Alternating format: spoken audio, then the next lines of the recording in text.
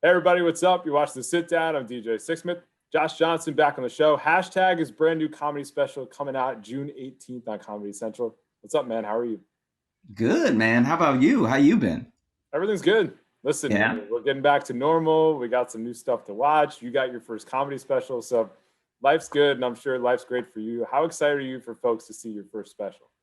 Yeah, I mean it's like it's the dream, you know? So it's like a big part of what went into it was just kind of trying to be present and talk about a little bit about the pandemic, but also talk about my relationship to social and how that sort of shifted through the pandemic because then it got blown all the way up because there was nowhere to go, there was nothing to do, and you couldn't really talk to anybody. So then my life kind of just became screens. Like I was either on my phone on social or like on my computer or watching TV. And so, a lot of the specials about how I took a little bit of a break and what that was like and what that felt like and how weird it was. And then some of the experiences I had just trying to be out in the world present because it doesn't always go well. Like people act like if you just put down your phone and are present in the moment, life's going to just immediately be better. And that's not the case at all. Like I saw terrible things. Can you give a couple examples of some stuff you saw?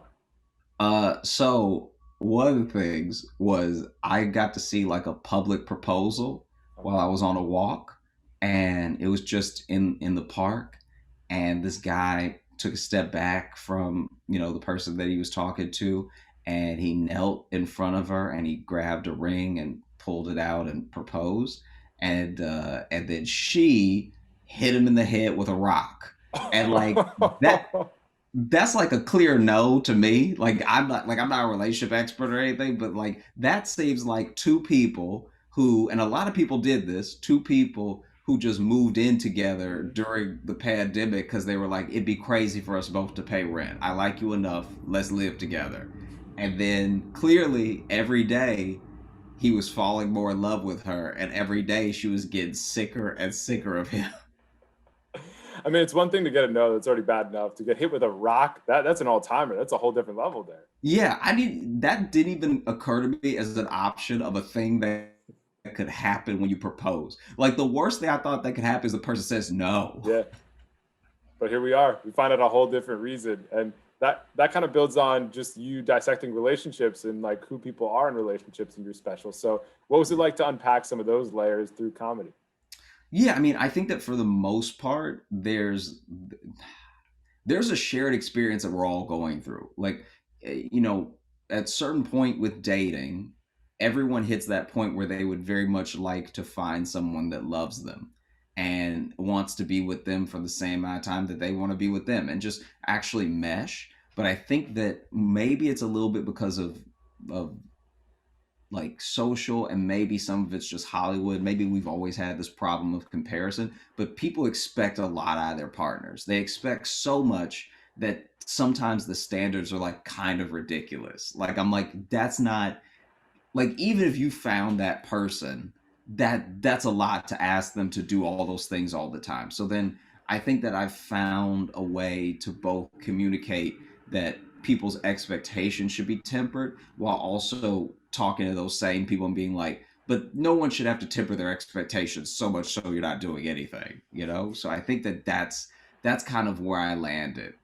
I like that. That's good perspective. I think it's really cool that you got to do your first special. There's so much that goes into it, right? The name of the special, how you're dressing, right? What's the camera angle is going to look like? How long did it take to do all that stuff for you? I got to work with some really incredible people. So like Enid Seymour is the person that did like my hair and makeup and helped me with the outfit and everything. And so I got to bounce a lot of ideas off of her, and and she's a friend and someone who will be honest with me at all times. So then there were some ideas I threw past her that she was like, don't do that. Don't, that's not, you're gonna look crazy. Don't do that. You know what I mean? But then she helped me find things that were much more of like a statement outfit, but while not being too distracting and everything. And so I looked to her because she just absolutely crushed it. She made me feel comfortable and good going into it. She helped coordinate everything with getting the outfit, even because it was coming from Africa. Oh wow. So she was helping me make sure I didn't lose it in the mail. Everything. So it was absolutely incredible to get to work with her officially and stuff. And then um, the material was being written maybe a little bit closer to the actual taping of the special than most people do, but I felt like it had to be about what we all went through. Mhm. Like last year was too crazy to just be like, well, I bought a computer recently. Like that would have felt like the most like tone deaf, insane thing to do. And so I went ahead and wrote about what I was feeling and things that I saw, and like it all felt very fresh, but it felt like it was going to be universal from the simple fact that we all went through this together. Absolutely. And the other thing too is that a lot of comedians take it on the road. They get to do it a bunch of times. How did that go for you in terms of getting ready for this? Yeah, I did not really, yeah, I didn't have that opportunity because we were still in lockdown for the most part, and most of America in general was. And so I got to practice at some clubs as they were opening up. I got to get like some one nighters and everything. But the thing that really helped me the most were the other comics in New York, like people who let me do their show last minute, people who let me do their rooftop show, their patio show, people who really supported me in like that endeavor of getting something together so quickly and trying to polish it in those last few moments when I have less opportunities to.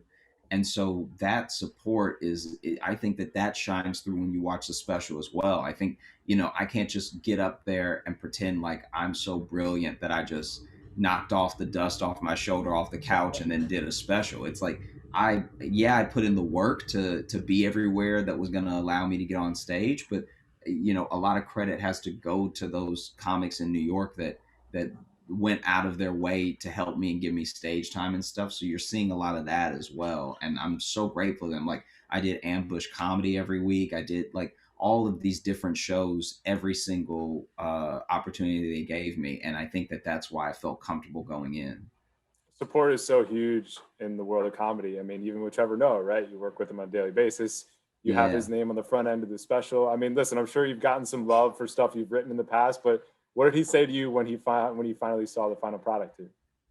I mean, it's mostly just like I very much look to him like a mentor and everything. I feel like he's handled so many things beautifully, and he also is like he's so smart that I just kind of like watch his moves as a blueprint to be like that's probably what I should be doing. I just so it is that amazing thing to have someone pave the way in that way. And I think that this endeavor especially is not just a testament to how much he loves comedy and supports other comedians, but also just to like how I think far I've come since we first met. Like I've been working at the Daily Show, writing there for a few years and everything, and I was definitely a different comic when we first met than I am now, and that's through working with people at Daily Show, learning how to write TV, but also learning how to write compelling stories and get your message across clearly, and also just like being in the presence of people who love what they're doing. It's been quite a journey, not only for you, but for the show. So, have you thought about what life will be like once it kind of returns to normal with the show in a studio, with people back together and that thing? It'll definitely be dope because right as the pandemic hit, I was hitting this stride. I share a great office with Randall Otis and Devin Delaquante, and our office was the best. It was just like people would dive in and come in, dip in, hang out on our couch, talk to us like, oh, it was amazing to be popular. And then the pandemic ruined it. So I can't wait to get some of that back. You're gonna Just have reclaim it, people, Josh. It's your time, man. yeah, have people come through and sit and chill with me and stuff. It was the opposite of high school, is what that office is. Hey, man, congratulations on everything. Good to talk to you again, and we'll be watching on Friday, all right? Thank you so much. I appreciate you.